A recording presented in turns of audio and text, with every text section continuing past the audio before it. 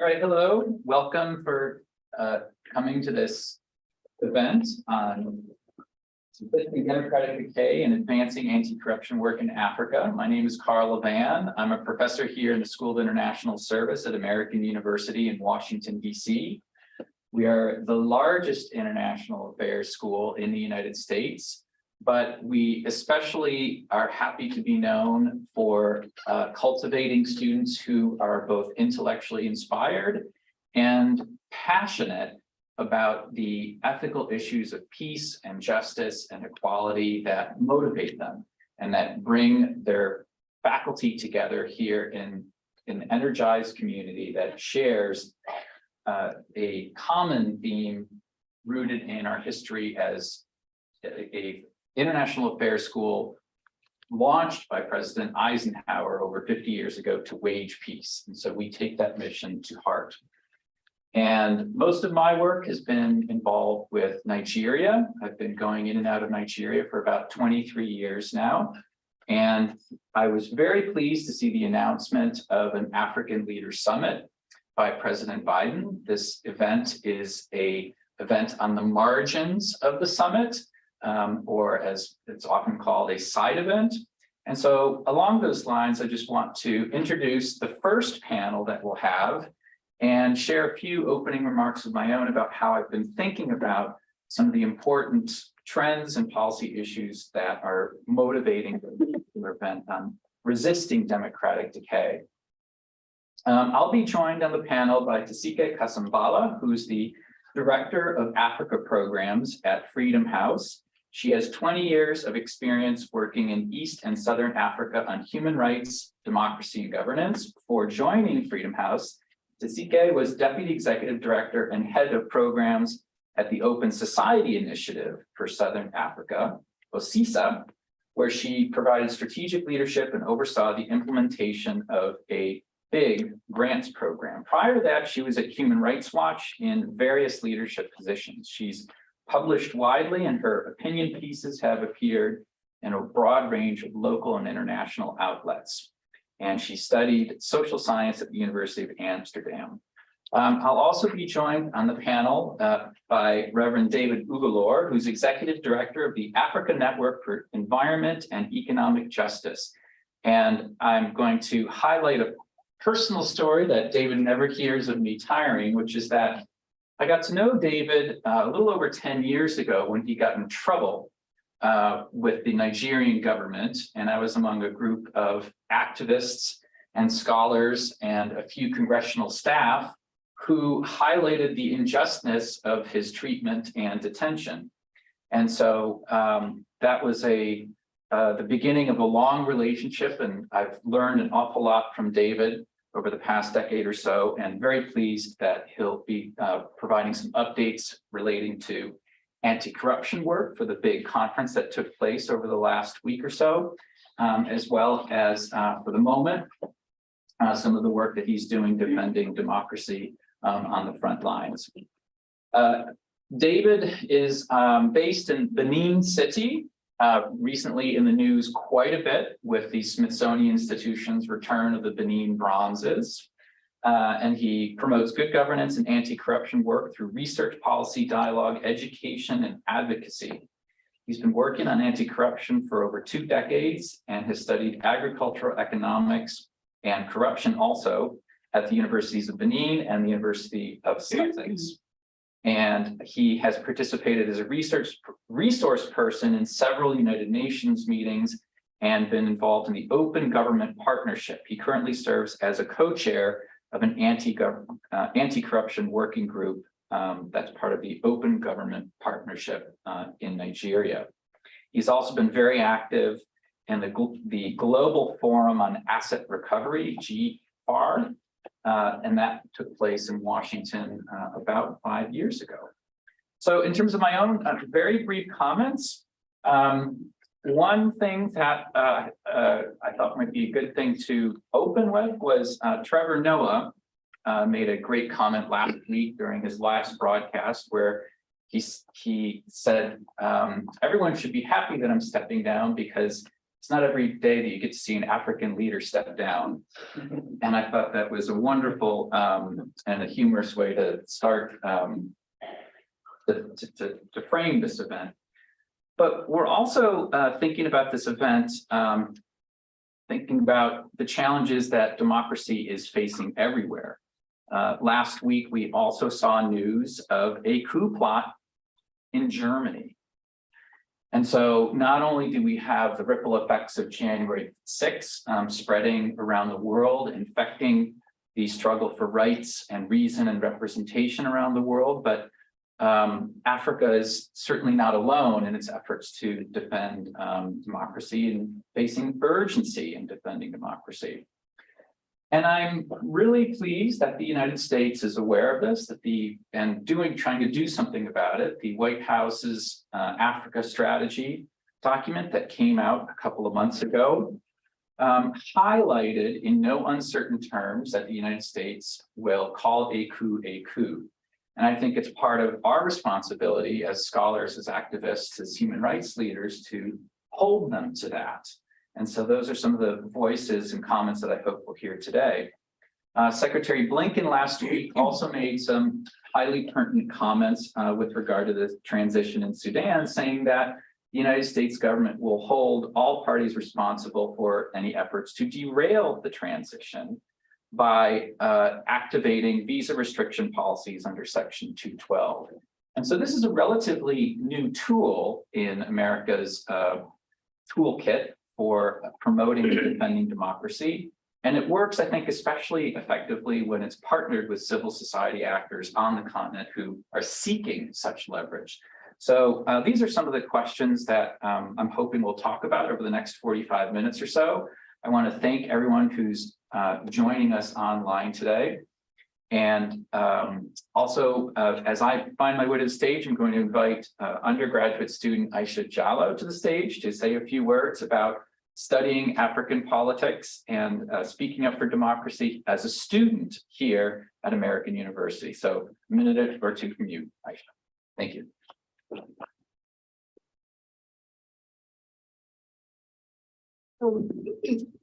Hi, everybody. My name is Aisha Jallow. I'm a current senior here at American University.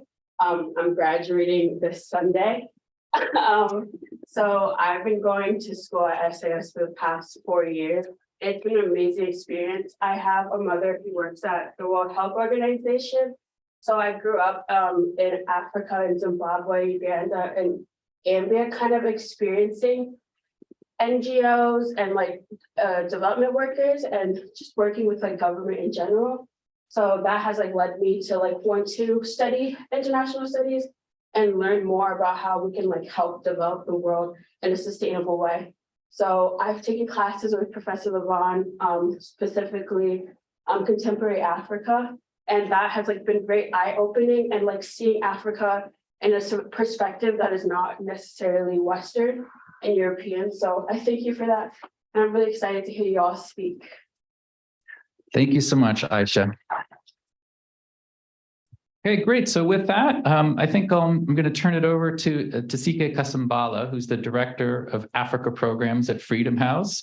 And just hoping you can highlight for us some of the trends that you're seeing and eventually get to a little bit of a conversation about the tools that we should be using to reverse some of those trends. Thanks. First of all, good morning, everyone.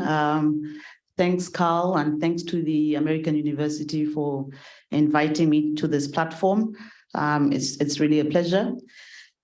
Let me begin by saying that, first of all, that democracy and democratic progression is not linear, and that I think that our democracies are resilient.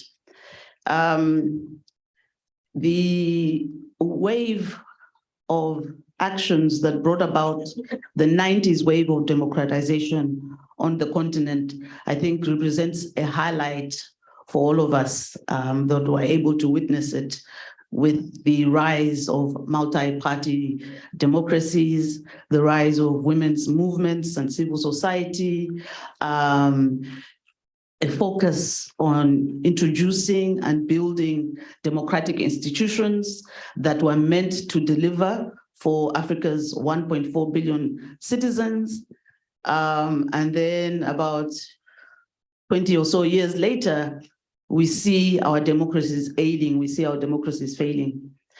As Carl said, we cannot look at this in isolation. What's been happening in Africa is anchored in the 16 years of global decline that my organization, Freedom House, has extensively and comprehensively reported on in its Freedom in the World reports of 2020, 2021, and 2022, where they also highlight their concerns about the decline in US democracy. But for Africa, the situation has been particularly dire because this wave of optimism that we saw in the 90s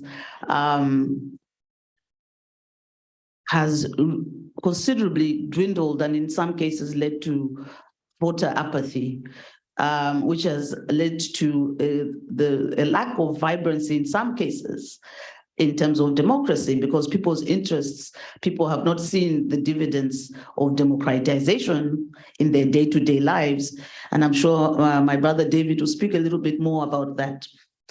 But some of the key trends that I can speak to, based on what we've seen as a deterioration in human rights conditions, governance, and democracy over the past 5 to 10 years include, as Carl referred to, changes in term limits that have left Africans leaders ruling in perpetuity in many places, from Rwanda to Uganda to Equatorial Guinea to Cameroon to Gabon.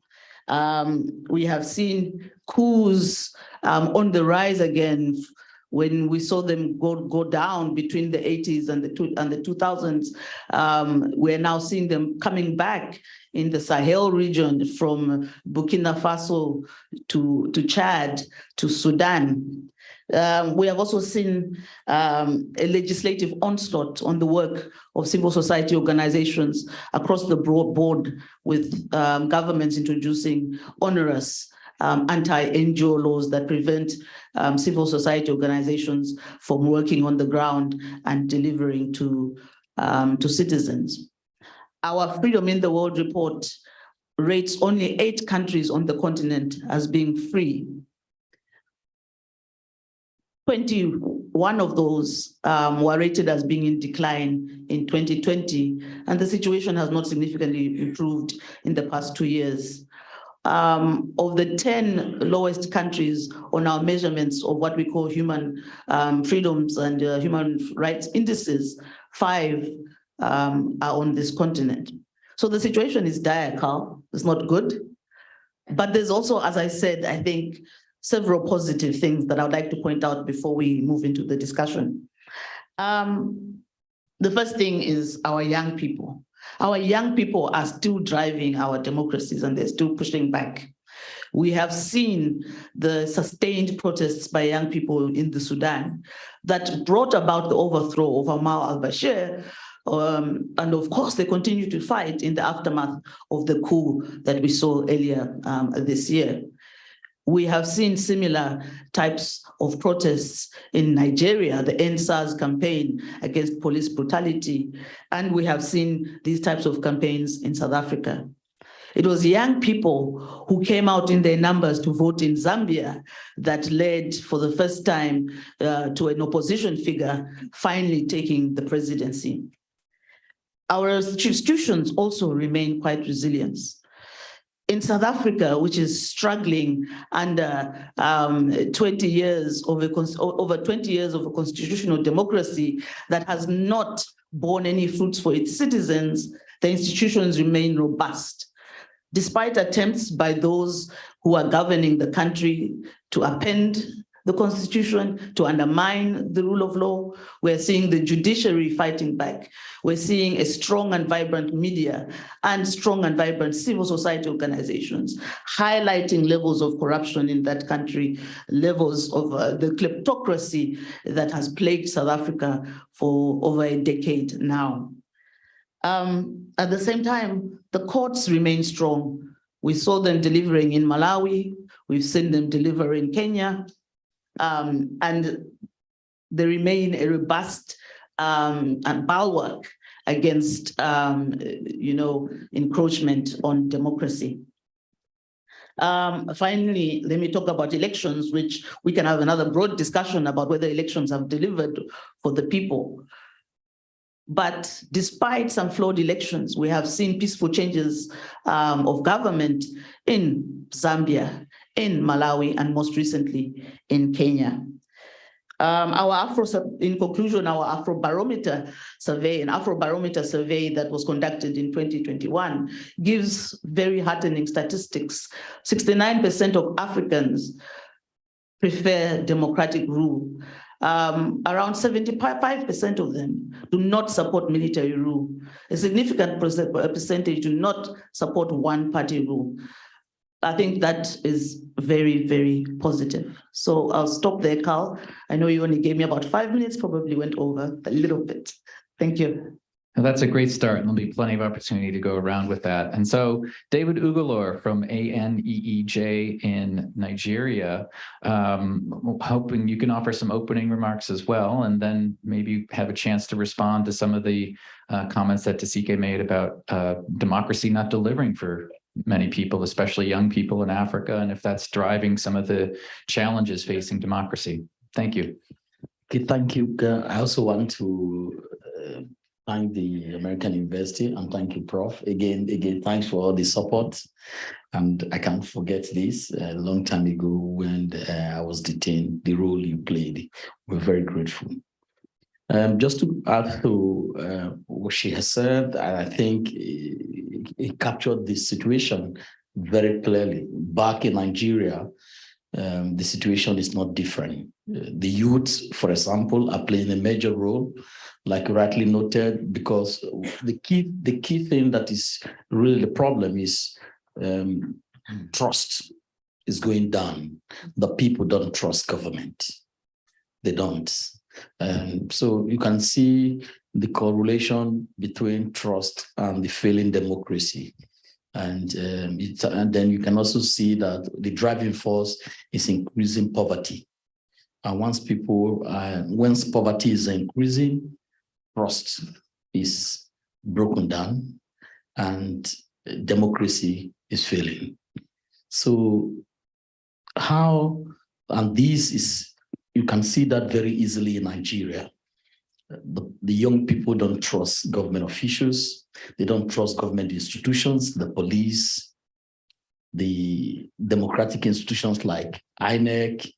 And this is very, very bad for the situation of the country. And when the people felt that they were not trusting these institutions, they took action, the youth, and that almost led to violence that almost undermined the country. So, and it's not just Nigeria, across the West African region. So youth are increasingly playing a major role to challenge the system. And the basic driving force for this is the trust problem that has led to this breakdown of relationship between the youth and the government and across board. And then in terms of another failing thing in the country is the failure of the opposition party. In Nigeria, for instance, the opposition party don't play their role very well. You only get to notice the opposition party when there is election. And that's really a big problem. If there was a good, strong opposition party that plays its role very well, during the NSAS game, there would have been sweeping reform. And because the youth were not also very organized, and they were not organized, so after raising several issues, they couldn't take it further beyond the crisis that happened. So, and obviously, that is a weakness in the youth movement in Nigeria.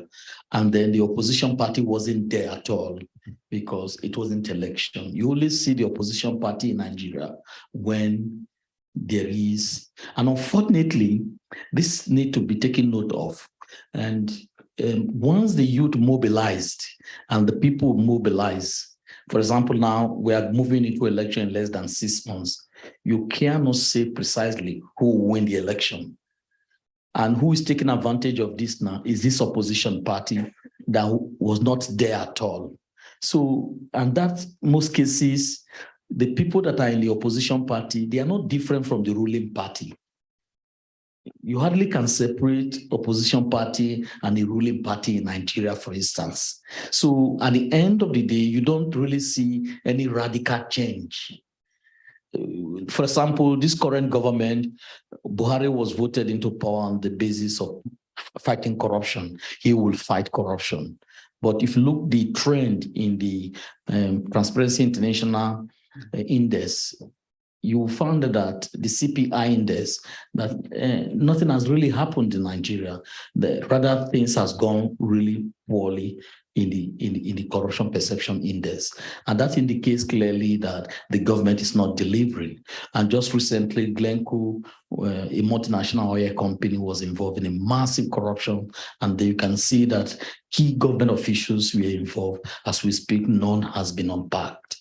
That's a big problem. So the trust problem, which is associated with, because people no longer trust the system, and the judiciary is very weak now because there's a state capture in Nigeria.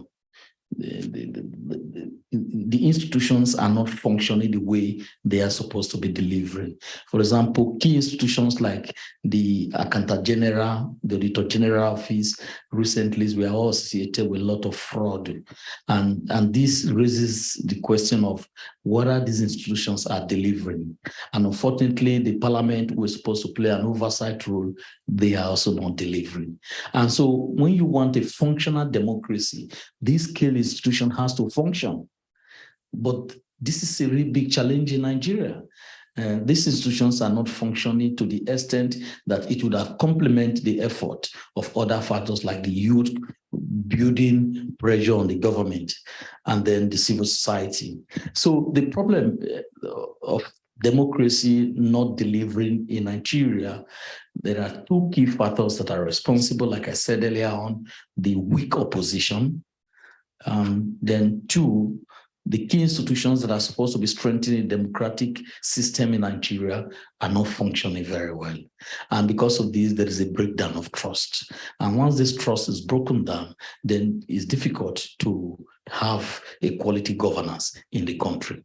And once you don't have a quality governance, what is the implication? It affects the performance of the economy. And that's why today, just the NBS, which is the Nigeria Bureau of Statistics, just released their recent report. Over 133 million Nigerians are poor. This is very bad. And once that happens in a democracy, you'll be expecting that people are not happy with the quality of democracy. And this is also going across that you now see military coup across the region. People are now being, I'm happy the Afrobarometer, even though people still feel that democracy should still be given a chance, but military coups are now happening across the region. And that is not a good sign for democracy in the continent. Thank you. Thank you for those opening comments. So I want to ask Tiseke a question or two relating to protest. And so, and also some of the trends that you mentioned. So a few years ago, the National Intelligence Council issued a report highlighting trends in protest across Africa. And one of the things that they found was that the protests were not just about economic conditions. And so this was taken as a really important data point, and it is still driving, I think, much of the way the US government, again, highlighting that this is a side event to the summit, thinks about protests in Africa, that people were on the streets because they wanted better governance. They were on the streets because they didn't want Twitter to be shut down. They were on the streets because they wanted to be able to get to the ballot box without interference from the police.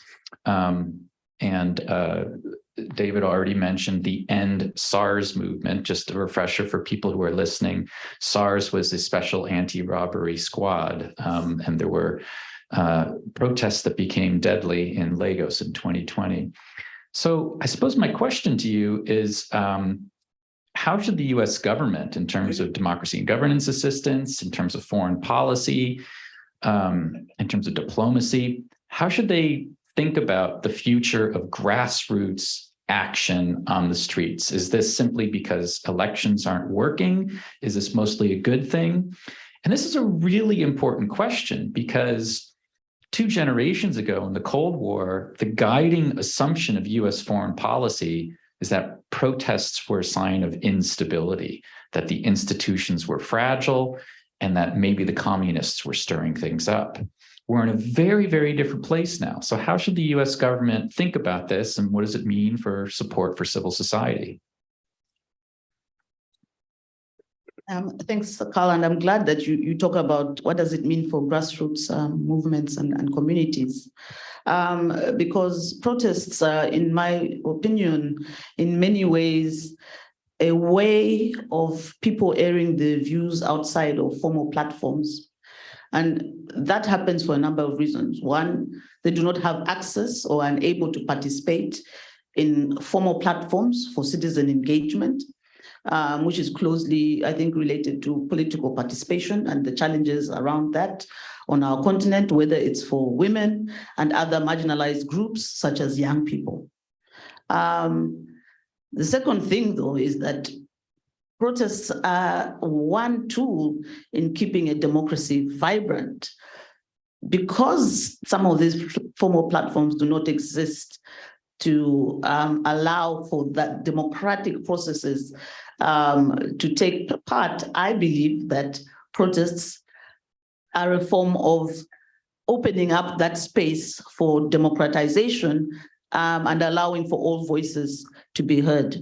And I think that's how US foreign policy should be addressing these challenges from the position of, first of all, supporting greater participation at all levels in political processes. Secondly, from the position that peaceful protests are a right, a fundamental right to assembly for citizens. And they do not necessarily signal instability, but signal the willingness of the people to actually engage on key issues that affect them. Thank you. And I want to acknowledge the musical chairs that just took place. And before I introduce our additional speaker here, I want to respond to David's comments about trust, because this is something that I've been thinking about quite a bit in my own research. And he's absolutely right that trust has declined. And so one thing that's alarming about the decline in trust is that it's always been common for people to mistrust politicians. What's relatively new, and again, this is something that the West shares in common with much of Africa, is mistrust in institutions that are not traditionally politically controlled, such as the police or the courts or the media. And so this is one of the things that's a little bit different about the democratic crises that we're facing globally today. And I think a lot of that responsibility to restore that trust, may fall on us, here in academia and in partnership with other defenders of democracy outside of governments. But the other thing about trust is that there are really interesting and important age cohort differences. And so I don't know if you want to react to this a little bit for a moment of crosstalk, but so very often young people across the continent trust, say, electoral commissions less. Young people may trust the police less.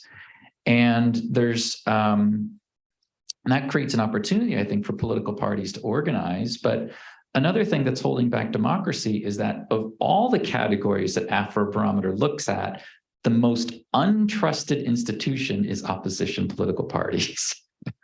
So it's very hard for the opposition to win when people don't trust the opposition party, and when young people in particular don't trust the Electoral Commission, for example. So I don't know if you want to react to that a little bit to reflect on David's thoughts.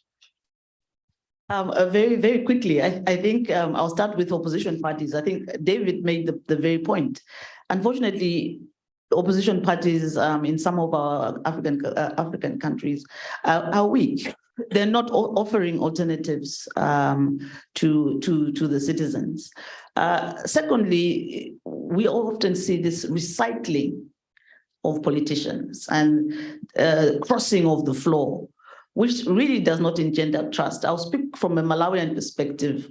A young person growing up in post 94, you know, when Banda opened up the country to multi-party elections, and when we were so optimistic that things were going to change. The Malawi Congress Party was eventually replaced by another opposition party. Over the years, we have seen the same politicians. We've seen a mushrooming of opposition parties.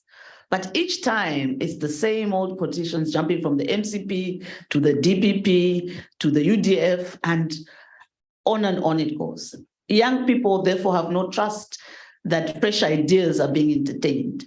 We see this within the African National Congress, the party that had a strong and vibrant young activism has decayed. And all the young activists are now with the Economic Freedom Front, which has seen a lot of traction because it is young and it offers an alternative, whether you agree with that alternative or not. So those are just, I think, some of those challenges around trust.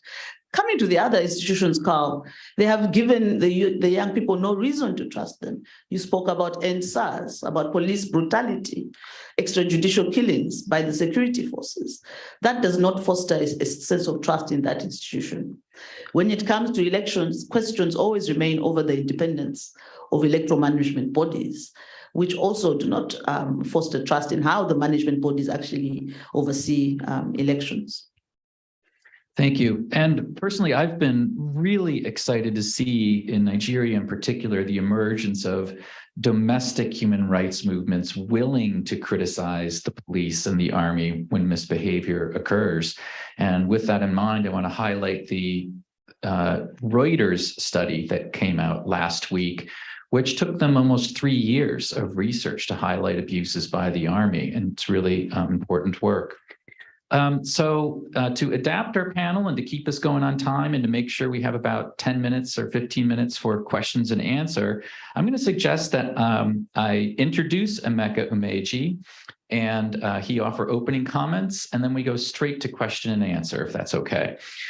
So Emeka Umejei is a media scholar who focuses on Chinese media and Chinese digital infrastructure in Africa. This is how I got to know him. We were collaborating on a project in 2020 and 2021 for USAID and the University of Chicago National Opinion Research Center, NORC.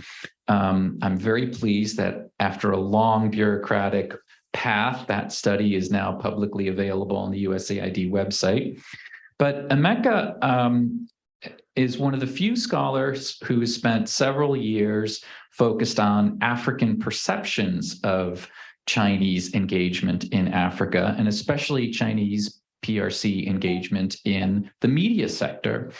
And so I want to commend his book, Chinese Media in Africa, Perception, Performance, and Paradox. I've taught some of his work in my contemporary Africa class that Aisha mentioned, and I think I'm going to sneak you onto my syllabus in the spring too. And we're really excited that Emeka is in Washington, D.C. For the next couple of months as a fellow at the National Endowment for Democracy. So congratulations on that fellowship. Congratulations on your book. And thanks so much for joining us today in the School of International Service. Thank you so much. It's a wonderful opportunity to be here. I'm wearing so many hats at the same time. The discourse on democracy. I'm a Nigerian. I was born in Nigeria. I've lived in Ghana. I've lived in South Africa. I've lived in Kenya. So the issues being discussed here are the ones that I'm very, very familiar with. So even though my area of expertise is China and Chinese engagement in Africa, I would want to talk about democratic culture within the African space, and especially about partisan politics in Africa, especially with the young people. I am happy that for the first time in Nigeria, we are seeing young people evolve from, sort of activism to the political space. When we had EdSARS in 2020, it was the young people expressing, their sort of, would I use the word, disdain for the established democratic setting in Nigeria. And they were sort of, the government used force, to quell that activism. Fortunately for them, the democratic space offered them an opportunity. And whether you like it or not, the EndSARS that you saw in 2020 is what you're seeing in the Labour Party. So I wouldn't want to say that the Labour Party is, but there's kind of a transposition. The Labour Party is a kind of, say, EndSARS political party. So P2B is a project of the EndSARS people. And that is happening for the first time in Nigeria. We have 3 horse races, and I hope, even though everybody says, oh, I hope INEC could be fair. I hope INEC could do well. And INEC has been saying they will do well, they will do well. Everybody hopes they will do well. And we hope that the next election in 2023 will give people hope, to truly believe in the democratic process in Nigeria. That aside, now we'll go to where why I'm here, which is China, right? I believe that, I don't know if you're aware, China has just opened a political school in Tanzania. It's called a political party school where they train, they call them cadets. So, so people from South Africa, from any part of Africa, Uganda, so you can send in Nigeria, anywhere you want, just send them to Tanzania to undergo communist political, training ideology. So they get infused with communist ideology. This school is located in Africa, so it's not in China. They're not coming to China, so they'll be trained on the African soil, and then they will run with it. So that means they've trained on African soil, and then they will implement those, culture in Africa, which should be concerned. And it doesn't seem to appear on the front burners of, most political discourse in Africa. People don't seem to care about it. But if we want democracy to remain in Africa, we should all be concerned, because this school is going to train the next cohort of political leaders or political actors in Africa. And if they are training communist ideals, it means that democratic governance in Africa is at risk. I think that is one thing I think I should throw up to everyone for. Since this, I don't know, we have academians plus policy people, this should give us a cause for concern. How do we go? How do we countervail? How do we respond to this new incursion within the political space, democratic space in Africa? As we all know, the democratic culture in Africa is still growing, still very, very fragile. So any small force could destabilize it. And this political school in Tanzania is, as such, sponsored, promoted by the Communist Party of China. I think that should give us a concern for a cause for worry. Thank you. Great. So thank you so much. So with that, I think we'll go straight to questions. Thank you, Emeka, Umejei. And there's a microphone at the front of the room. And if we don't have any brave souls, then I'll continue the conversation up here on the panel. Would anybody like to ask a question? All right, thanks. First one from Aisha Jallo. Thanks. Hi, thank you for speaking. So it was mentioned that the 2 problems that fail to uphold democracy is weak opposition and also institutions that fail to uphold the democracy. So I was wondering if any of you guys could speak to the case of the 2021 elections in Uganda, where there was a big support behind the opposition party, which was Bobby Wine, who was a popular musician in Uganda. But then also having to deal with the no party system in Uganda, where there is a space for opposition, but they don't really have much space to speak because they run under a 1-party system. So yeah.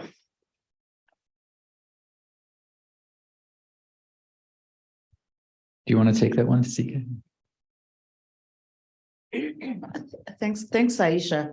I think if you look at our Freedom in the World report on Uganda, from 2022, 2021, it is reflected in terms of the lack of political plurality that we've seen in the country for decades now, and the dominance of the NRM under President Museveni, and what looks like strategic succession, which may be handed over now to his son, who is in the military. The space in Uganda, especially around elections, has always been highly restrictive, with attacks on the political parties of Bobi Wine and as others, such as Kizie, Besigye, attacks on civil society, the closure of NGOs in that country. It leaves and extrajudicial killings, arrests, and torture of activists. You saw that Bobi Wine was arrested several times during the election period in the lead up to those elections. President Museveni is here, or will be here soon, attending the summit. This is the type of opportunity that presents itself for the US government in its engagement and its talk of fostering democracy on the continent, to have these types of tough bilateral talks with the likes of President Museveni about opening up the political and civic space in that country. Thank you. And there's another question coming to the front. While the gentleman is coming to the front, I'll emphasize that the White House shared last week that there are a lot of bilateral talks happening. I think one of the things that I'll be listening for is whether those outcomes are public or merely private. And we know how effective private pressure has been with Museveni. I'm being a little bit sarcastic there. Thank you. My name is Serafita Oliveira. I'm from Angola. I have two questions. First, if the opposition in Africa doesn't offer any alternative, who else does? Second, since the ruling party, in terms of what we're talking about is China, since the China relationship with Africa, since the ruling party agenda in Africa, most of the African countries, reflect the government policies. What are the relationships between the Chinese Communist Party with its African counterparts? Thank you. Thank you so much. Your first question says, if the opposition, if we can't trust the opposition to bring, to take power, we can't trust them, who else? I look at the case of DRC, right? The elder Tshisekedi was the one who had been in this whole race for more than 40 years, but he never became the president. But in the long run, his son became the president. What I seem to suggest is that even though one consistency sometimes is very good for the opposition in Africa, sometimes it might not be the person who has been fighting this battle. It could be the next generation. And the next generation could likely be different from what the other generation that fought for them did. So, I mean, we see today that Tshisekedi and what's his name, the former president, Kabila, they're no longer on good terms, even though people thought that Tshisekedi was going to be a puppet, so to speak, but it's not what is happening as it is now. So that is that. Then in terms of Communist Party and the African people and the African political actors, I mean, the Communist parties, what they tend to do, what they are doing in Africa, is to say we are a viable alternative. So the theory is often, these guys, the West has been here for a very long time. Can't you see they're not helping you to achieve what you want to achieve? So we provide you a viable alternative. We construct the roads, but what, my problem with African political is that the corruption, the cost of corruption of Chinese projects is something that nobody talks about. We see the roads, we see the stadiums, we see everything, and the Chinese, but the underhand transaction I'll give an example. The train station that's being constructed in Lagos. I think it was the Lagos State announced it was I can't remember, some billions of dollars. But when the Chinese company went back to China, I think it was some hundreds of millions of dollars, which means that there was under the table transaction. And that is what most Chinese projects are in Africa. They're not just the amount that you hear. So the African political actors are able to deal with them because it's easier to bribe them than to bribe companies from the Western people. So even though China, the Communist Party, frames itself as a viable alternative, in the long run, it's not what it is. We are better off with, Western liberationist ideals, because whether you like it or not, democratic governance is better than the best, autocratic regime. That's just my. Just to quickly respond to what I thought was a very important question, if the opposition has failed, then who can? I think it's about the existing opposition and also the composition of who is in the opposition. I spoke about marginalization. I spoke about disaffected youth and women and other groupings that have not been brought into these formal political spaces and that can offer alternatives. I wanted to highlight that in the former liberation movement countries in Southern Africa, what we have seen is the dominance of those parties for way too long. Parties that appear to have run out of ideas or have become and replaced the very colonial actors that were, struggling and fighting against. They have become this group of elite. And this idea of elite politics is not just concerning for Africa, it should be concerning for a lot of the globe. Here in the US, with the political dominance of the Democrats and the Republicans. In the UK, the political dominance of the Tories and the Labour Party. What are the alternatives? The alternatives are us, those of us who have not been given that space on formal platforms. So it's heartening for me to hear what you said about how the NSAS young people have kind of formalized and moved from activism to actually becoming or contributing to a political entity that offers an alternative for Nigerians. Great, well, thank you so much. And before we lose the attention, we've got one last question, and then I'm going to ask both Emeka and Tiseke to maybe offer some closing thoughts about what you want to see come out of the summit. What should the United States and new partners in Africa be doing to advance democracy? Thank you, Carl. I'm Sahil Mathur, a PhD candidate here at SIS, and my question is for Ms. Kasambala. In your comments, one of the successful cases of political transitions that you mentioned was in the Gambia. One might argue that that would not have been Zambia. Oh, I'm sorry. All right. Anyway, so let me segue to my question. There was a successful transition in the Gambia in 2016. One might argue that that would not have been possible without the ECOWAS military intervention. So my question is, amid these declining trends in democracy that you've highlighted, what role, if any, do you see for African regional organizations in the promotion and protection of democracy and good governance? Thank you.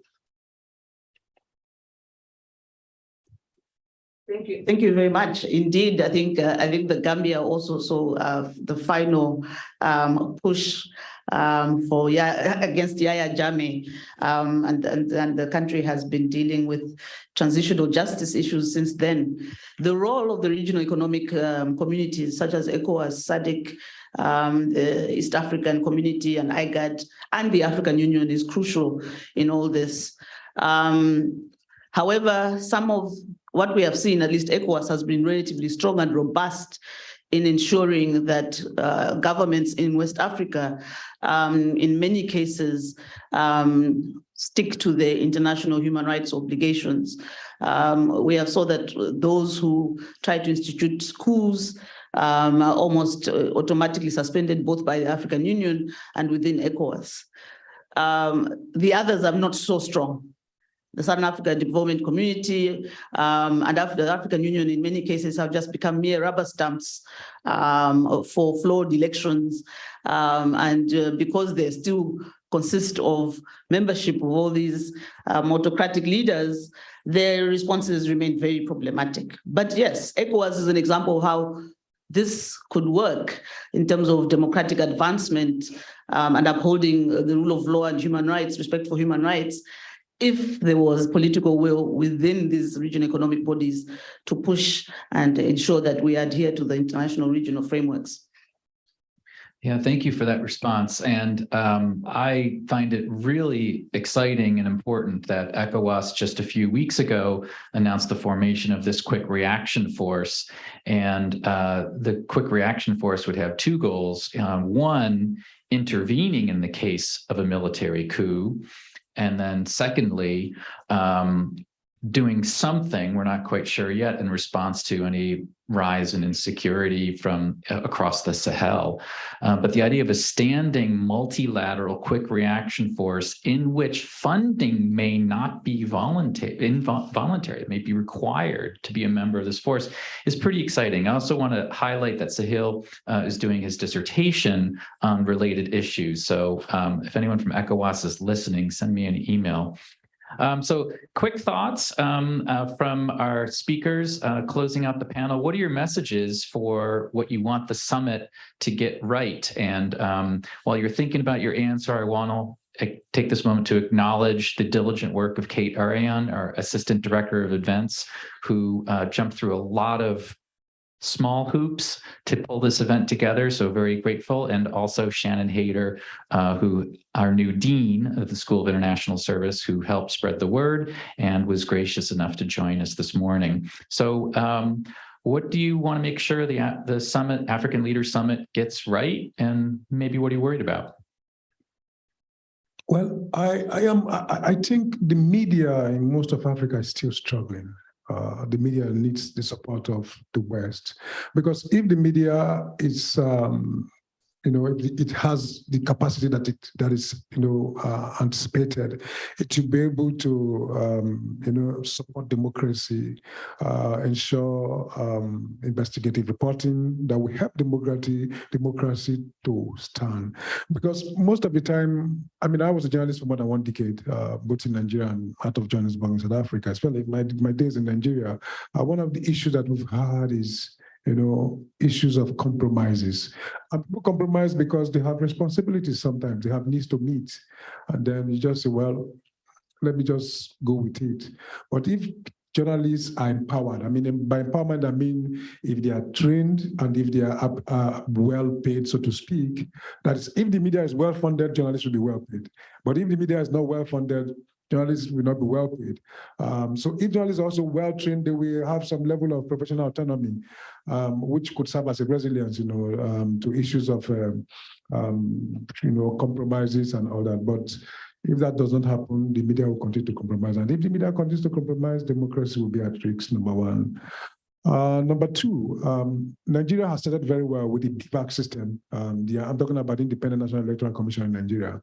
I think the U.S. government should ensure more funding, to electoral, bodies around Africa, so that they'll shift a bit from the traditional process to electronic voting processes, which makes it easier, which creates a kind of credible election. With what we have seen in Nigeria, we are hopeful that it will be better, but they need funding to sustain that. But that funding will be difficult to sustain it. We saw it in Kenya, even though a few challenges came up, but in the long run, it was better. So I think the funding should be directed in that regards. Thank you. Thank you. Tiseke, final thoughts. Final thoughts. What would I like to see? What would we like to see at Freedom House coming out of this summit? I think we would like to see the commitment on both sides, the United States government, and forging an alliance with the African Union and rights-respecting African governments to ensure that the cost of repression will increase and impunity increases, and the cost of democratic progression, political reforms is lowered.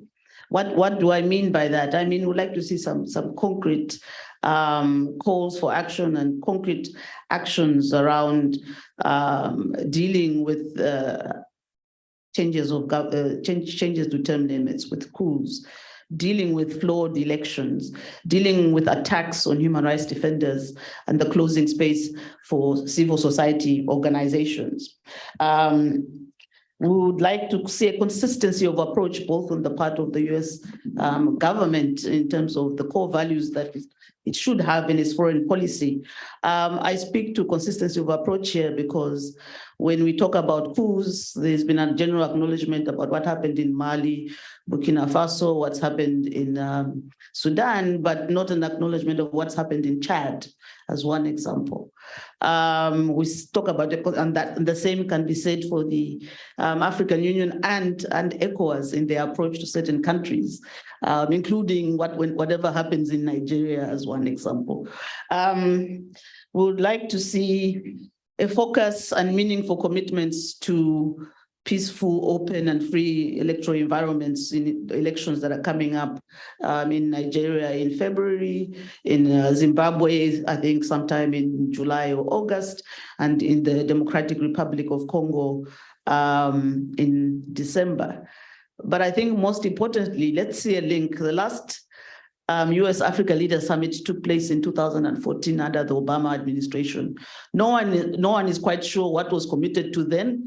You mentioned whether it's going to be public or private in terms of the outcomes. Let's see what the outcomes are and be able to measure progress towards the outcomes for the next summit. Thank you. Thanks so much to Tiseke Kasambala, who is the Director of Freedom House, Africa Programs, and also Dr. Emeka Umejei, who is at the University of Ghana and here in Washington for the next couple of months on a fellowship at the National Endowment for Democracy. So with that, I'd like to invite the next panel up here, which will be chaired by Victoria Cooper from Chemonics, and she'll introduce the panelists. And while we're all exiting the stage, I hope you can give our guests a warm round of applause.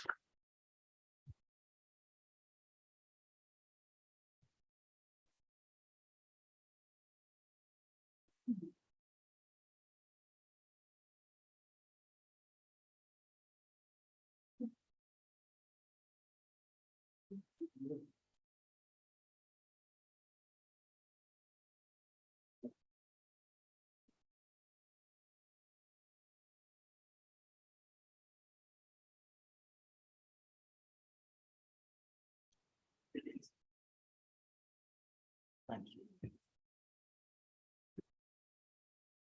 Good morning again, and thank you for joining us as we continue our conversation on resisting democratic decay and advancing anti-corruption in Africa. I'm Victoria Cooper, the Senior Vice President for East and Southern Africa at Chemonics International. Carl, Tiseke, David, and Emeka have provided a lot for us to think about when it comes to resisting democratic decay. And as we encourage free, fair, open elections, it's also important for us to remember who we're electing and ensuring that they know how to govern. And this part of the conversation is going to focus on the governance side in advancing anti-corruption.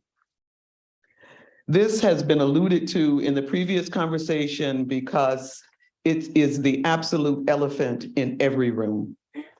Corruption around the world, and particularly in Africa, negatively impacts the lives and livelihoods of the citizenry through their incomes, food intake, education, health, access to water, other utilities, and public services, as well as private sector goods and services. When I speak of corruption, it's the abuse of power for private advantage. When we think about it, it's all around us. I've lived and worked in West Africa for more than 40 years. and experienced corruption and its effects firsthand. Public health and education systems in desperate need of qualified staff, materials, equipment, and supplies to deliver services as budget allocations are not made available or they're not received as priorities have shifted and funds move to where they can be used by those in authority. Road networks that are contracted and recontracted every 2 to 3 years as the quality is inconsistent with the price paid for their construction. Clean water provision is left to donors, NGOs, philanthropic organizations, particularly in the rural areas, as there aren't enough funds to cover these basic needs. All this while government officials resist transparency in public procurement selection processes and in providing information on revenues and expenditures. The public watches the kleptocrats, leaders who amass large sums of money, build properties and businesses, send their children and family abroad for health, education, and have the best that the country provides and the world provides and operate with no accountability, basic impunity to those they represent, the majority of whom are in extreme poverty. Civil and public servants pattern their behavior after their leaders. They seek bribes, or in West Africa, they say a small something, and often is considered rent-seeking behavior to ensure that a birth is registered, that a driver's license is obtained, that a doctor is seen, that the child can go to school, or a case is heard in court. The challenge with this, and even that type of corruption, is that it reduces the funds available for a family to buy food, to actually send that child to school, to get health care. It's pervasive. And many of us can provide recent stories of corruption in public and private sector in Africa. Today, we're going to continue this discussion with what can be done, what can we do to counter corruption and kleptocracy, the management and use of returned and stolen state funds, and the relationship between governance and corruption. With me today are two advocates for anti-corruption, one from West Africa and one from Southwest Africa. Reverend David Ugolor is the executive director of the African Network for Environment and Economic Justice. He was introduced earlier, however, I'll just share a little bit about him now.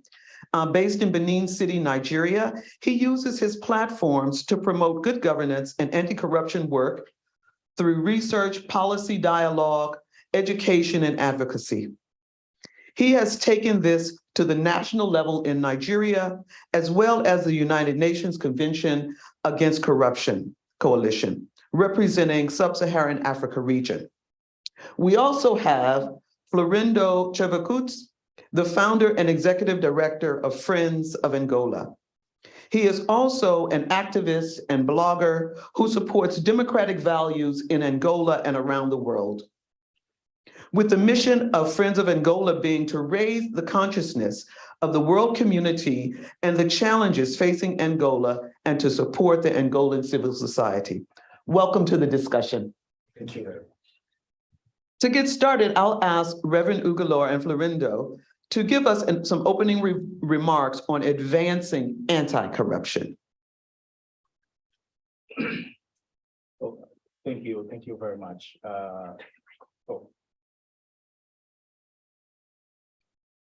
Thank you very much for having me here.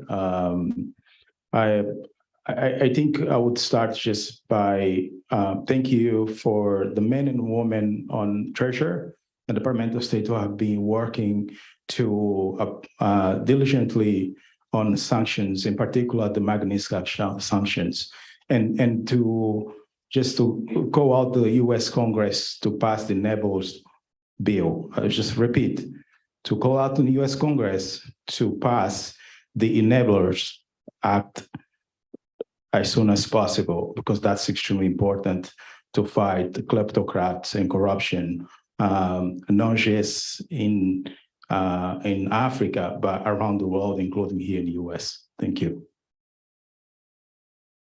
So again, I still want to thank the American University and thank my very good friend for this opportunity again. Your background, again, explained very clearly, and the key issue that I take from there is the issue of impunity. And to deal with the challenge of kleptocracy is to understand the power imbalance. Since the Ukraine war started, we've seen the political force behind bringing to justice the kleptocrats in Russia. We're seeing the political force behind tracking the asset associated with the kleptocrats and oligarchy from Russia. But the reverse is the situation in Africa. So against this background, the US invitation of African leaders, what will be our expectation? The culture of impunity is promoted by these same leaders that has just been invited. And you want them to provide solution? You know, they say in our traditional stories in our villages that when you live with people whose character is a bit questionable, what you do to protect whatever you have in that environment, you give them to keep it in custody. Because, you know, the character is questionable. If you keep it there, they might probably take it away. It's okay, Mr. Gentleman or gentlewoman, please keep it for us. It becomes safe. But in the case of Africans that have now been invited by the US government, not all, but a substantial part of the leadership are promoting this kleptocracy culture and the corruption we're talking about in Africa. And it's becoming difficult for us to see how do we deal with such a problem. And the current anti-corruption global architecture is designed in a way that it is the state that implements it, which is the United Nations Convention Against Corruption. And so that treaty obligates states with an understanding to promote anti-corruption in their various countries. But unfortunately in Africa, most of the country, it is the leadership, sometimes we call them the politically exposed persons, that are involved in the corruption. So how do you expect those leaders to be the one to implement any radical reform that possibly that will come out from this summit?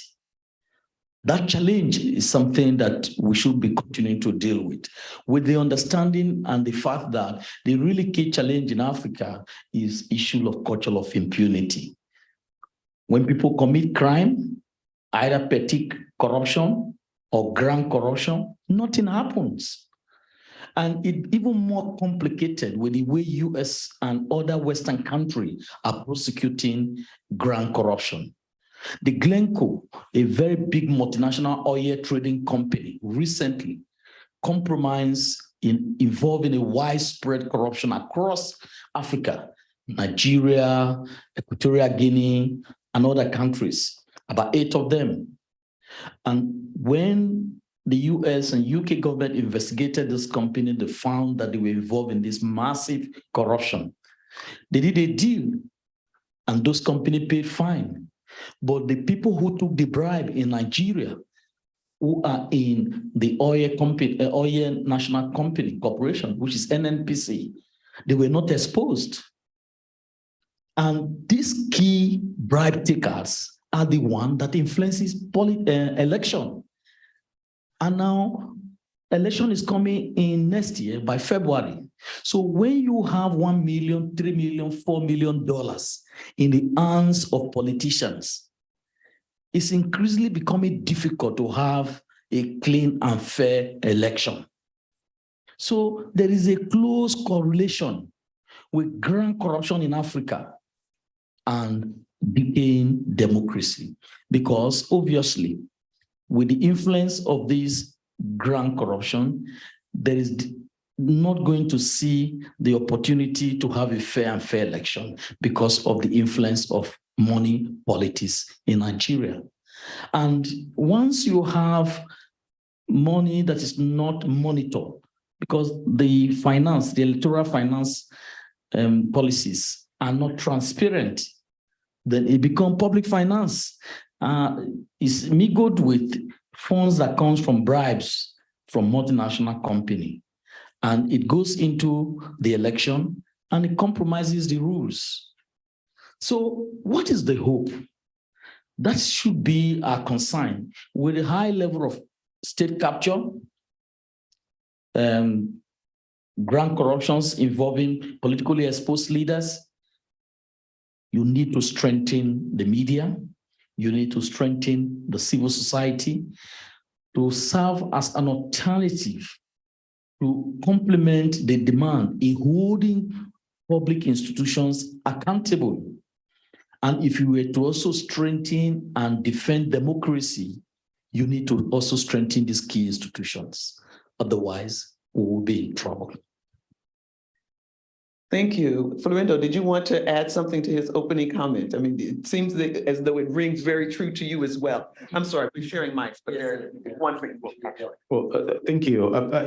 And I think we all, for the most part, we know the consequences of corruption. And I don't want to turn into a drama sharing session. I would probably just focus on what we Friends of Angola be doing, and what probably US has been doing on trying to fight corruption, not just in the US, but around the world. So a few years ago, we realized that, as Pastor David has alluded to, that there's really correlation between the decline of democracy and corruption. So then we sat in a small room and then we thought, well, what can we do? I mean, it's really places like Angola, where's our focus. Right after President Lourenço came to power, he was calling the US to help him fight corruption in Angola. And we saw that as an opportunity.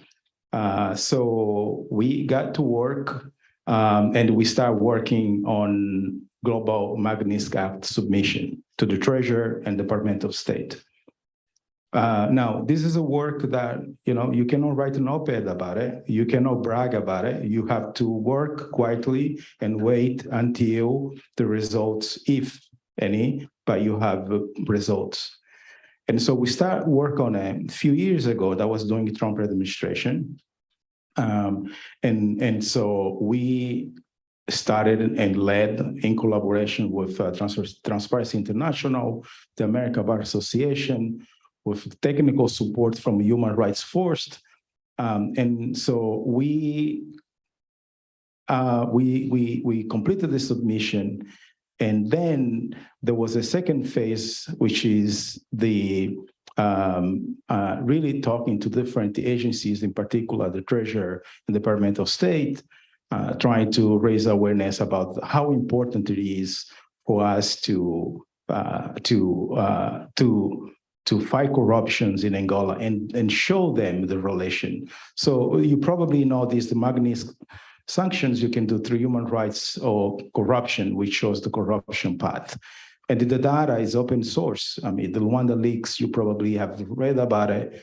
So there's a lot of data. So all we have to do is just to compile the data, put together, make sense of it, and then submit. And that's what we did. So I will make that short. It didn't go through Trump administration. And then after the Biden administration, we start working with those agencies. And finally, the Biden administration announced for the first time in Angola history, 2 powerful generals and the former of Angolan President dos Santos. The former president was the richest woman in Africa. There were sanctions in December of last year. So it was the first time we have a significant result where individuals who, through sacking public funds, they end up owning mostly and probably more than half of the Angolan economy, where they buy property all over the world, including the US. But that was also possible because of the enablers, including here in the US, PwC, Boston Corporation, and so on and so forth. So that's why we believe the US Congress, we joined the FACT Coalition in Transparency International so they can pass the enablers bill so they too can be held accountable. Thank you. This is so important. And basically what you've said is that transparency is what will begin to address kleptocrats. Because they're not interested at all in transparency. Once the light shines on it, they're going to hide. In Nigeria, David, we know that Nigeria has been able to recover about 334 million from the US of Abacha's stolen funds. Yes. And Transparency International estimates that the amount was in fact up to 5 billion that Abacha was able to skim off. And that wasn't skimming, 5 billion is just taking it. Now, and I know that there is a recent act that was passed, the Proceeds of Crime Recovery and Management Act was recently signed. And I was wondering, how do you think the recovery of these funds will influence the behavior of kleptocrats? And how can we ensure that there's some transparency and accountability in the use of these recovered assets, that they aren't just siphoned off again? And the 334 million was just from the US. Okay, thank you very much. I think this is another interesting aspect of the debate about even if these monies that are stolen by the politically exposed leaders are returned back, will it be used properly? Well, there are instances like my friend have just shared one success story. We also have a success story in Nigeria when we call it the Abacha coup, because Abacha has gone now to Abacha 5, Abacha 6. There are different tranches of money that Abacha stole and kept in Western Bank that are being returned back to Nigeria. So the Abacha coup is about $325.5 million, and about $11 to $13 million has now been sent back again to as an accrued interest.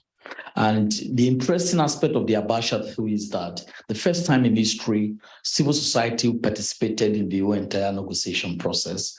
And the agreement was signed here in 2017 during the GIFA forum. We were all here. And in the agreement, what was striking in the agreement was that civil society were going to monitor the return.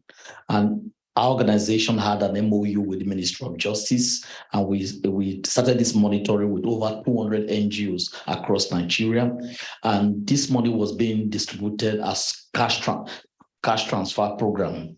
It's kind of social protection program for each poor Nigerians that were identified through a World Bank design framework that identified the poor people. And we've monitored these for over 2-3 years, which through the support of the UK government, we were able to deploy civil society. We did the monitoring both offshore and downstream as the money entered the central bank and the vendors who were distributing the money to the poor people. First time in history that the victim benefited from repatriation of asset. And, you know, the people were excited because the first time you could demonstrate that to fight corruption, it pays. And we were able to show clearly that if civil society monitored the return of the asset, it could be used for public good. And over 1.9 million poor Nigerians benefited from that cash transfer program. It was fantastic. It was unique. And were there issues? Yeah, there were issues. We were able to use the grievance mechanism to seek redress in instances where some government official tried to tamper with the distribution process. But the most important thing and the principle underlining that transfer is that very poor Nigerians across the country benefited from that return. So what are the lessons from it? The lesson one is that when you do transfer and civil society are involved, there is transparency. You can assure that the money can benefit the poor. Then other second lessons we learn from it is that in all negotiations around issue of restitution, there must be transparency and access to data and information.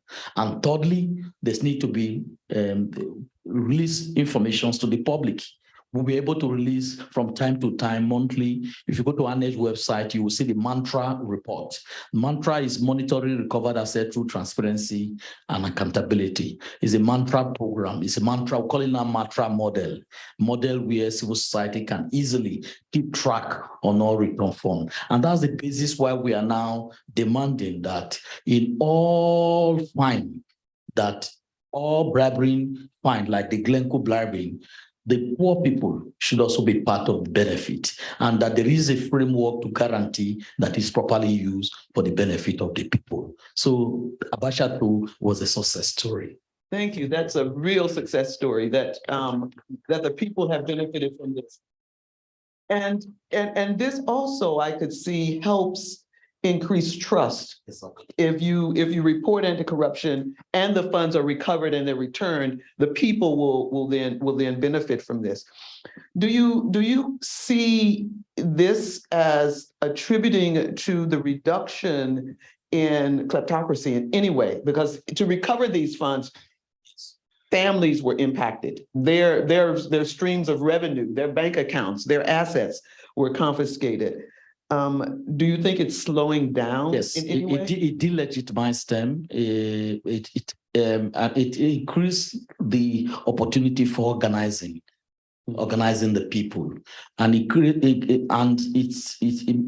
makes it to demonstrate that it is easy to fight kleptocracy. It's easy to fight grand corruption, because the Abacha tool demonstrates that very strongly. And so it also helps to send a strong message that the culture of impunity can be broken down. It can be dealt with. And it also shows clearly that if the North-South work together, because it was a collaboration between the Nigerian government and the US government and civil society participating. So you can see some collective action happening in such instances. And so the issue of grand corruption, kleptocracy, can be resolved if there is the political will. Because what happened is the political will. If there was a political will from the US and there is a political will from Nigerian government, things can happen. And this can go across African countries. And that's something we want to see from this summit. And that there should be political will from the US government.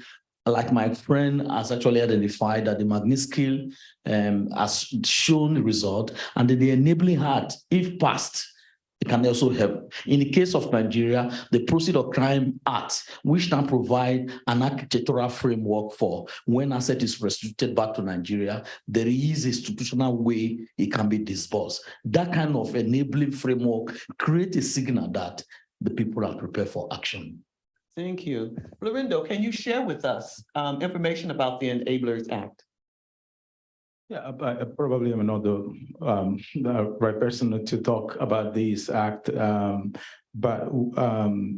which is supporting the fact coalition.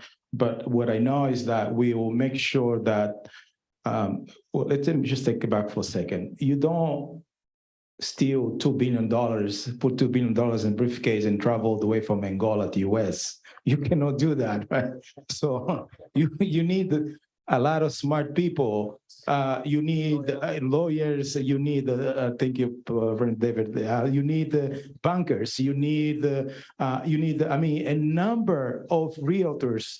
I mean, really, a number of individuals, including the farms, like alluded to, and I'm quoting here ICIJ. You need like PwC, Boston Corporation, McKinsey's, and et cetera, to move all this money to US to buy property. So that act will make sure that we hold those folks either here in the US hopefully maybe overseas as well. So they too can be pay for the crimes they are committing, because the corruption is eroding our democracy, not just in the US, but throughout the world. Thank you. Florindo, as we go and as we begin to think about the youth in this space, in this governance space, we've seen and heard in the previous conversation how the youth are impacting governments across Africa. Across Africa, I think it's the Ibrahim Forum report, which states that 60% of the African population is under 25. The youth bulge in Africa is very real.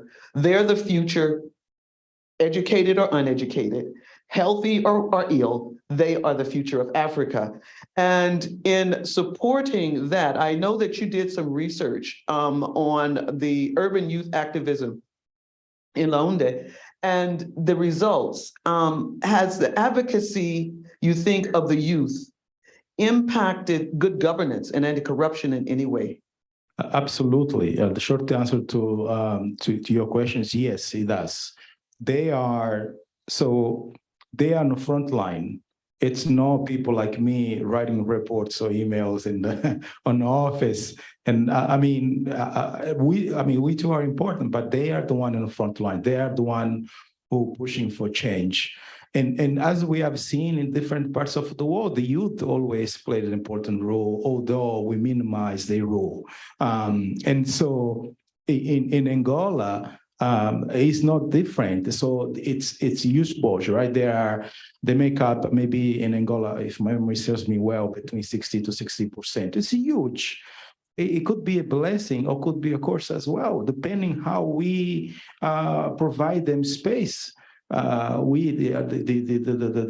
adults, the people who have power, it's because they don't have enough agency.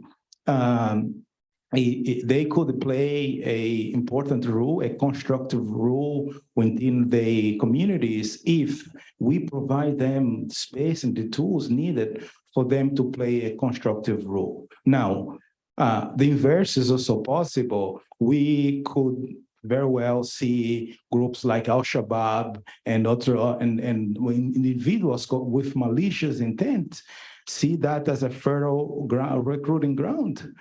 And if my memory says well, in Nigeria, I think they were paying like $10 per month. Well, $10, if you live in Washington, D.C., probably is not that much. Will buy you, not buy you a lunch. But in places like Angola, it's a lot of money. And so they play not just employment, but also sense of belonging. That's important for the youth. Now, it is important. I mean, they are playing an important role in Angola, but they lack agency. And I think we should support them as much as we can. So we are building the next generation of leaders who could have a more constructive role within their communities and leading the country as well. Thank you. And the youth, we must see the future. Absolutely. We must see the future. They must be prepared on the democracy side, but as well as on the governance side, because currently the majority of the decision makers, those leaders are well over 25 years old. They're in their 50s. The future leaders are 25. They're watching, however, they don't like what they see. And in preparing them is giving them that agency, but it's also helping them to understand what governance looks like and what governance should look like. And that's where we get the blend of anti-corruption leanings and encouraging them in the ways that we're doing or that you're doing in teaching them how to have agency, giving them some, supporting them, but saying, when you look at it, this is what governance looks like. To help them, because they will be in those seats in the future. They're being elected and they join parliaments or legislatures or that are their seniors, and they begin to pattern their behavior, unfortunately. So unless there is a critical mass that are committed and convinced that there is a different path to good governance, that they will be able to begin to influence because they will be there longer. In terms of innovations, Florindo, I'm aware that there was a pro-democracy and civil society networking smartphone app that focuses on fostering good governance, eradicating corruption, and monitoring elections and human rights violations. Can you share some of that with us? Yes, so that's called Zuela. It's an app, was paid by the National Endowment for Democracy. And so the initial idea was to create a platform. Wasn't really an original idea because we were really replicating what folks like in Kenya were doing, right? So we have a platform that could, in contrast, different from Facebook. Facebook is great, but there's a lot of distraction. You know, sometimes you have to scroll to find something you really like. And Facebook user here. So we thought, well, why not create a platform where if someone is really just interested in human rights, anti-corruption, gender-based violence, then they can upload information, but then folks can also use that as a platform to gather data. And so we built the app, and that was a few years ago. Unfortunately, we realized later on that internet actually was too expensive in Angola. Places like Angola, an app, in particular for the youth who use those technologies, social media, that's the main source of information. They can afford to buy internet. We look into the data, I think between urban area, 40% or a little bit less was using internet, but they were using Facebook Zero, which doesn't really, it's interesting. I don't know if anyone ever used Facebook Zero. It's interesting. And that helps Facebook to get more users. You don't have to have internet. You basically, as long as you have a smartphone, you can scroll through Facebook. Now you cannot watch videos. You cannot see image, but you can read text. And that's where the youth are using for the most part, because internet is too expensive. We have a problem, unfortunately, for high unemployment in Angola. And the cost of living, the power purchase is extremely low because of the recession, but because also the corruption, they basically bankrupt the country. So people don't have the money to buy internet. And that's the biggest handicap on the app. If anyone is thinking about building an app, you really want to think, who's your target? If it's a place like Angola, you really want to think twice how the user is going to be used, because we made an assumption, and was only after we built the app that we realized we didn't have the number of users that we're looking for our targets, just because people didn't have money to scroll into the app, load information, or even search for information on the app. That was an experiment, but was worth it. We learned a lot. But yeah, with that though, with the app provides that platform. The app provides the open information that people would need to share and expose. Again, transparency. Right. Is transparency. That provides a base because it's replicable. Yes. Should more broadband, more internet become available, is easy to use. And so once you can drop the cost of internet, maybe at the universities or other academic institutions for a broader number of young people, there you have then the space for this to move forward. Right. I could just add something. So that also meant that organizations who wanted to connect with the youth or in a specific group, that would also allow them to connect. Because in Angola, we speak Portuguese, we isolated. So we border with the DRC French, Namibia English. So we're very isolated. So it's not every day you watch this, well, let's talk about Angola. Yeah, Angola. Well, I mean, no one really knows about Angola. It's Kenya. my brother from Nigeria. Yeah, you did. But no Angola. But anyway, so yeah, thank you. Thank you. Thank you. I want to ask each of you, with weak governance and corruption inextricably linked. If the government is weak, if governance is weak, corruption has a free hand. And this is at the national, subnational, institutional level. What do you see as your roles in your organizations, civil society, to improve governance? Just governance itself. Governance, the manners, the processes by which power is exercised in the management of the country's economic and social resources for development. How do you change that? David. First, exactly what the examples we have given today. Coincidentally, yesterday we were also in one of the African summit. My friend, we met there, and I was sharing with him and saying that enough of lamentation. We have to, it's like the US African Leadership Summit. We said nothing will come out of it. No, it's wrong. We should be optimistic. We should also share example. Otherwise, if you are not optimistic, there's no basis to live. It's like you are a Christian, you don't believe in Jesus Christ, you don't believe in the gospel. You're not a Christian. And so for we to continue to do the work as advocate of good governance, we must demonstrate evidence of success. The evidence he has demonstrated from Angola was using the Magnitsky Act to bring two powerful people to justice. And then in Nigeria, we have shown that if money is returned back to the country with the civil society monitoring it, it can be used for public good. That's a good example. That's good governance. Governance is working at different level. We're looking for more creative, innovative way of doing things. We cannot rely on traditional way of doing things. And what are those opportunities that are waiting? There are collective actions approach.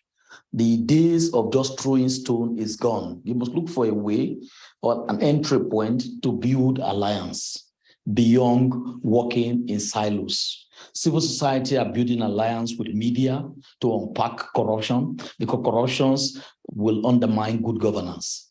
It delegitimizes institutions that will strengthen oversighting, holding those who are in power accountable. You need good media reporting. And so civil society working in silos will not work effectively. So where are those alliances? That is what led to now you can see the media disclosing the Panama paper, the Pandora's paper, disclosing those really good informations. Civil society can use it to build and demand and advocacy for reforms. And when those reforms are in place, we need to build our capacity to understand how to use those information. In the case of Nigeria, we did a campaign. Then I was the national coordinator of Publish or to Pay campaign, a huge coalition of over 200 NGOs demanding for transparency for the extractive sector, oil and gas sector. Now, because of our advocacy, Nigeria was able now to put into law the Extractive Industry Transparency Initiative Act. That act make it compulsory for all oil and gas companies operating in Nigeria to disclose what they are paying as tax to our government. And if you go to the native website today, you have those data in the spreadsheet. That is a fundamental change compared to what it was. Nobody knows what happens in the oil and gas sector before. So as civil society, you can use this data to do analysis, to hold government accountable, to hold the multinational company accountable, because the multinational companies are also involved in price dodging of tax payment and all that. But if you don't have the right data, you will not be able to do that. So that kind of access to data helps to enable civil society to work creatively, to use data to unpack where things are not working. And then you are seeing more work now in the open procurement system. In the country today now, they have also reformed the Kamal Act, which is the company law, which makes company to disclose the beneficial owner. So with that kind of a data, knowing the owners of the company, you can use that to unpack who is getting which contract in which company, in which organization. So those kind of information, there are new ways of doing things. You cannot rely on old way. And in doing things in this new way, you need capacity. You need to build alliance. Collective actions need to happen. And when that happens, you begin to see result. Is that actually happening now in Nigeria? Yes, it's happening. I give you an example on the Abacha through how $322.5 million, the first time in history, is going to the poor people. And then we have also seen the situation in Nigeria now where you see journalists are able to disclose and unpack some very good stories around corruptions and governance. And then you see civil society using those informations to answer the right questions. And then we have seen laws now put in place in Nigeria, like the Native Act I made a reference to. Nigeria is the first country in the world that after passed on the EITI into law in Nigeria. Those are success stories we can build on. Thank you. Thank you. Those are success stories. Well, I'm sorry, excuse me. I think we're gonna win this.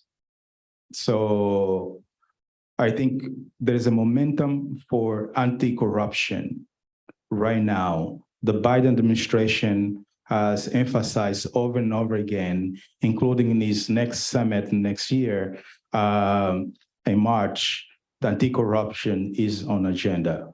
Because they too understand how the kleptocrats, dictators have found loops within our democratic system, have exploited them to erode democracy here in the US and abroad. So I also agree with my colleague here, President David, that so my background is in conflict resolution. And I went to school at George Mason, and I believe when people got together and talk, regardless of their philosophical differences, I mean, that's the best opportunity to clear up assumptions and to people find common ground.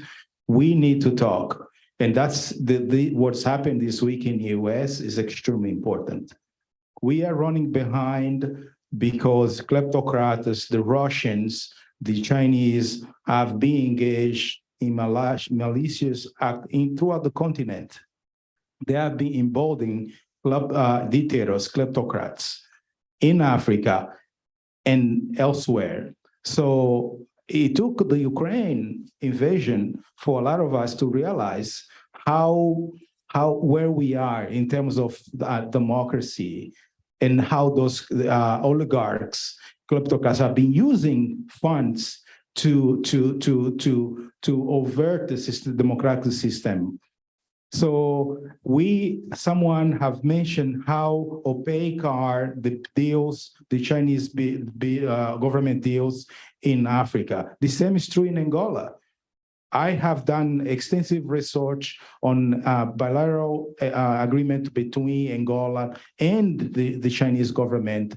Well, the roads that they have built 5-10 years ago, you go there right now, you will not believe how they, I mean, the infrastructure doesn't exist basically. The quality and how much they have charged for that. So just so you have an idea, Angola now has the highest debt in the entire continent. And if you go look for the amount of money they have spent, you say, well, can you show me what you have done? It pretty much doesn't show. Yes, they have built some, they call centralities, basically public housing, they have built some roads, but with extremely poor quality. So the opaque business, that allow those kleptocrats to have kickbacks, they are putting Angola very much in bankruptcy right now. The consequences are there. I will not repeat. I mean, it's just because of the sake of time. But to my fellow colleagues right there, there's tools that can help you fight corruption where you are. The Magnitsky Act, you can use it. Doesn't matter if you have an office of 3 people, 5, you can do it. There are organizations like Human Rights Force here in the US that can help you. In the UK, there's an organization like Redress, they can help you. And so in Australia and Canada. So that's one of the most powerful tools we have in hand right now to fight kleptocrats around the world. Thank you. Thank you. I like your point. We will win this. Yes. We will win this. And these success stories are showing that it may be slow, but we're winning it. You're getting there, and that's the process. I'd like to open up for questions at this point, please. No, ladies first. No, please go ahead. Ladies first, please. Okay, I can get my mouth here. Hi, thank you so much for your time and your work. Wait, to turn, is it on? Yeah, okay. So what's amazing about what I've heard, and I came a few minutes late, I'm Susanna Campbell, I'm an associate professor here, and I study international aid. So I'm going to kind of focus in on this a little bit, is what we've heard is the amazing work that you've been doing from the civil society perspective to create accountability in an unaccountable system. So my big question is, why is the burden of responsibility on you? And what's the role of multinational corporations? What's the role of hedge funds? What's the role of aid actors in actually ensuring on the provision of resources that they are actually trying to prevent corruption while actually getting resources to the people who need it most, right? So a lot of the effect of concerns about corruption lead to risk aversion, right? So could you just dive into that a little bit? Thank you so much. Okay. Well, I completely agree with you that increasingly the non-state actors are taking responsibility in tackling some of these big issues, particularly in Africa. And the resources, just take for instance, some of the advocacy we're currently doing in Nigeria on the multinational oil company trying to de-invest away from Nigeria. And in doing this, the liability, the environmental damage, the livelihood people have lost, they don't take responsibility. And we've been advocating that they have to. So in the last COPs meeting, COP 27, 28 in Egypt, one of the key outcomes of that process was the loss and damage fund that they want to establish to take care of some of those kind of things. But the real truth is that it's power imbalance. These multinational oil companies are coming from the West. They have their government behind them. Before the OECD Anti-Bribery Convention, do you know that it was conventional? It was an accepted norm for company to go to Africa to bribe and compromise a government official. And then when he returns back to his country, he can deduct that as expenses from his cost. So you can see that the government, the Western European government, we're actually supporting this problem. So it's power imbalance. Do you want to call it a racist action? Well, I don't know. But the question and the challenge is that is the power differential and the political will to do the right thing. And unfortunately, the Africans are weak. So some of the aid support is to empower. We also question the quality of aid. What kind of support are you giving? For example, Imonis is a private company in the US. The US government is using to support civil society like us in Africa. There are certain governance work we want to do that they will not accept. They will not. There are certain issues you want to put on the table that they will not accept because it probably will affect the government.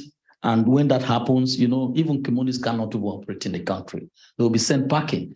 An instance of that is that you ask yourself, why will the president of Uganda be invited with all the human rights record and all that? So now, as a civil society, we increasingly taking this burden because we have no option. We have to continue to put pressure back. And that's why this US African meeting is very important. It's an opportunity to put some of those issues on the table. And we have been advocating and been demanding, sending a strong message to the US government to reverse this imbalance. And that the multinational oil companies are very powerful. Their lobbying powers are very powerful. Look, for example, as we're coming for these African summits now, you will be surprised that the multinational oil company would have brought in thousands of lobbyists. And then the outcome will certainly go to their favor. So unfortunately, as civil society, what is our voice? And that's why we're also asking our friends like Professor Carl, who provides this platform for us to articulate some of these issues. It gives us an opportunity and a venue to feed into the entire processes. And with that way, we think that we can begin to shift the lever and then beginning to put back this responsibility. So the bottom line is political will, and then the kind of narrative.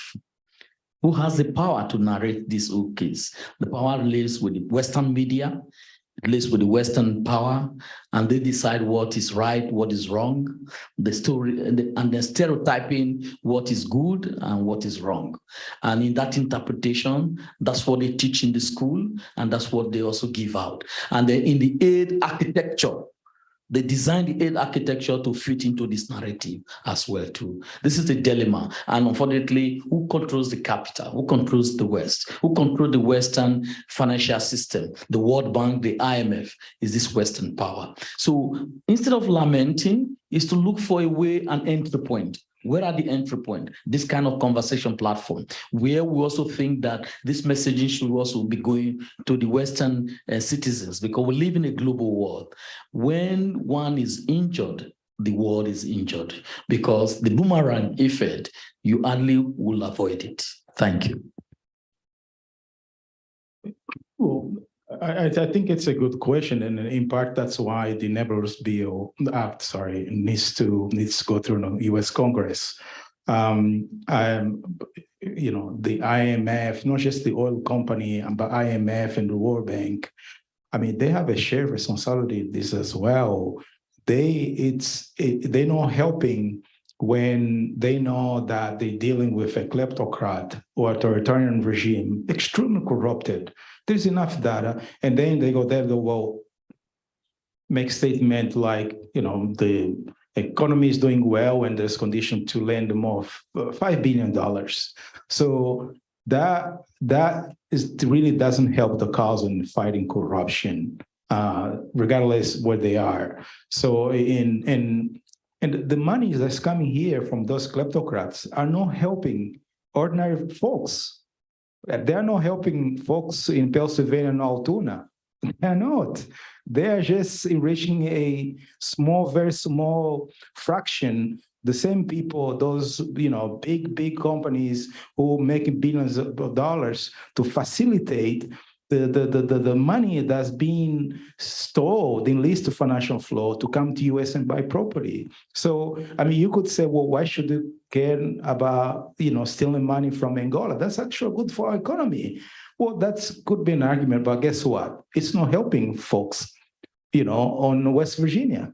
It's not helping people who are unemployed here in the US or have facing economic hardship, not helping them. So yes, we, like my colleague Ren David said, we cannot just lament, we have to do our part. I mean, unfortunately, I mean, it takes a lot of risk. I'm going back to Angola next week. And those are very powerful generals. I mean, but you know, and so, but I mean, we have to do the work, and so we cannot just stand and see the country falling apart. I mean, robbing folks' future. I mean, and just keep hoping that somehow the World Bank will, or the IMF or the oil companies will remember about the basic principles in terms of social responsibility, and then maybe they will ask more questions. Well, I mean, unfortunately, it doesn't work. But so we have to make a decision. We start the bus, and then folks who want to join us, they will jump. They will join us. Thank you. Thank you. Thank you. Key in as Eskimonics, much of the work we do includes, and USAID is our primary client, includes grants, and it includes subcontracts. And much of that, almost 100% of the grants are to CSOs, civil society organizations, and those who need to be provided with funds for their agency, to promote what they're doing. Because what USAID has learned, in fact, is that the voice is not the voice of the chemonics consultant who's going to help build their capacity. It's their voice. And so what we do is that we then support them because and build the capacity of their organizations and provide some support for them in their programming so that they can be the Angolan voice or the Nigerian voice in promoting change. We can help you with methodologies and approaches that have been done in other places around the world. We can facilitate that. We can give it scale, but it needs to be that local voice.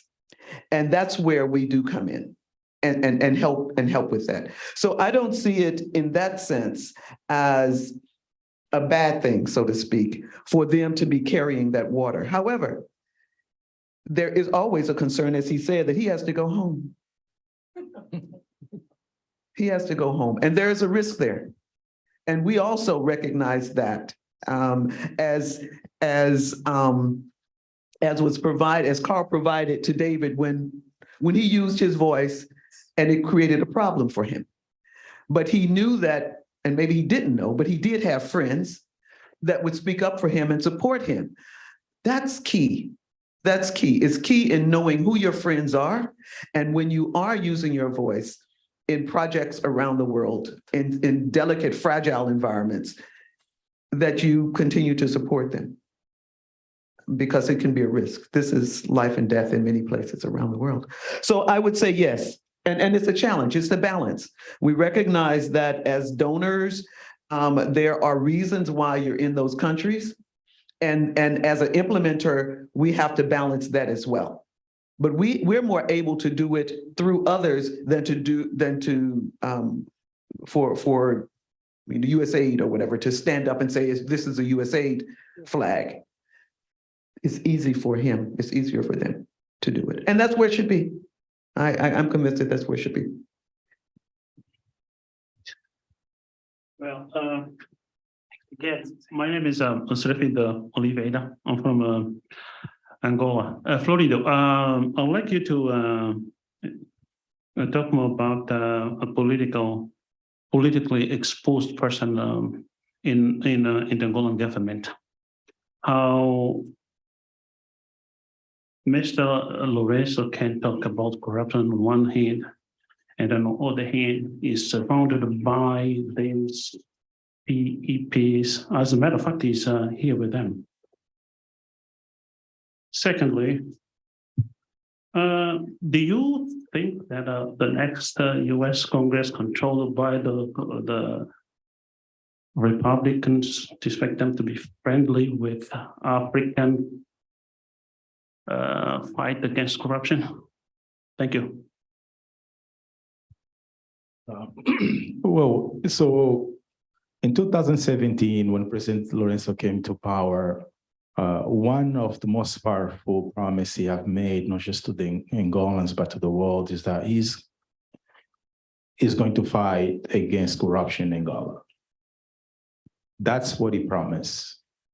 Now, on the ground, where we have seen that many have argued that he has been selective in fighting corruption. He also, according to him, they lack manpower to fight corruption, and that's how we decided to help him. And I hope he's hearing what I'm saying. We just help him because he asked for help. So now the other issue is that he has a lot of individuals within his government that used to be part of the previous government that have they either be non-engaged in corruption, large-scale corruption. Some of them have been investigated, and he's still employing those individuals within his government. So like Oliveira's Mr. Serafim asked, well, I mean, those individuals are very powerful within his government with a long history of corruption. like, how can you fight corruption by having those individuals within your government? And that's what people asking. People are asking those questions. And I mean, honestly, I don't have the answer to that question. I wish President Lorenzo were here to answer. Probably he thinks that, I mean, that, you know, they providing some, help for him, and I cannot read his mind. But that's a concern, that's a fair question. And one would think that if you want to really fight corruption, then you cannot keep people close to you who allegedly have been engaged in large-scale corruption. That's just, I mean, it's just not comparable. In regard to the Republicans, if they control the House, I mean, if you have been working in DC for a very long time, you understand that you have to work with all sides. It's really almost impossible sometimes just to get work done, just working with one side. I mean, my hope is that if, comes in another administration is a Republican, they too will continue the work, pick it up on the previous administration work on fight against corruption, trying to invest on democracy, because that's vital for our democracy, for our survival. And that's what would be my assumption. Yes, I think in anti-corruption, in terms of measuring the political will, one indicator for measuring political will is that if the politically exposed persons continue to keep people that are corrupt around him, you could say that the political will is weak. And so it's also a measure to see if the person is serious. And if you look government in Africa, the reason why they are not succeeding is who are the people they give appointment to, and who are the people that are involved in corruption. In the case of Nigeria, key government officials that are operating in NNPC and the Ministry of Petroleum, they are the one that has been fingered for the grand corruption. What has happened to them? Investigations into their cases are stalled because of their relationship with the president. And EFCC and ICPC, they are the two key anti-corruption agencies. They don't have the political will to continue investigation of those kind of individuals because of their close relationship with the president. And so that's where why is it that it is seen that in the last 10 years or 15 years, leaders know that the language the people want to hear is fighting corruption. So in the case of Nigeria, Buhari used it to win the election. And so he became the anti-corruption champion in Africa. And so, but unfortunately, in terms of actually going down to fight corruption, it has been a weakness. And most governments around have seen that when you say you want to fight corruption, it's a currency that the people want to hear. And once you are able to deploy that currency very well, you win the election. But how you translate that to become a result is a different thing entirely. But it provides opportunity for non-state actors to hold such government accountable. For instance, in our engagement with President Buhari, we use that as a basis to hold the government accountable. That this is what you told Nigerians, but this is what you are doing. They are quite different. And that gives a basis to measure the performance of the government. Thank you. I thank my panelists here. This has been a very, very vibrant conversation, as is anti-corruption in Africa. So thank you very much. The final word that I think is that we will win this. We will win this. We expect the summit to also support this winning formula. Absolutely. The summit is here. The advocates are here. I'm sure they will hear their voice. So thank you very much, Carl. Thank you.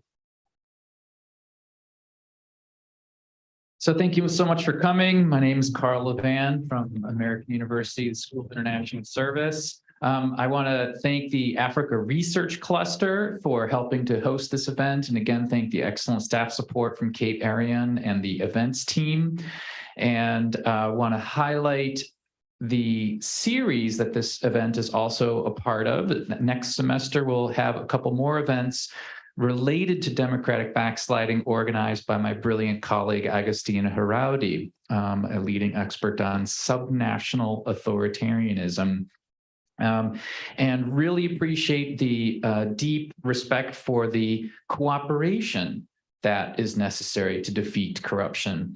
Last week, I was privileged to hear Anne Applebaum speak at the Seymour Martin Lipset lecture at the Canadian Embassy. And when she was asked, what can the United States do to prevent democratic backsliding? And she said, eliminate anonymous shell companies. Don't let Putin hide money in Delaware. And I don't want to see President Muhammadu Buhari buying a home in Potomac, Maryland, with cash down in a few months. And so maybe we need to eliminate the possibility for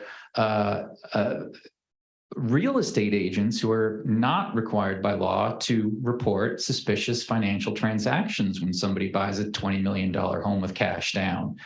So there's a lot that we can do here in our backyard. And I think Florindo hit it on the nail on the head when he said that you can do this with bipartisan support. The kleptocracy initiative came from the Bush administration. And so we're going to win. Thanks so much.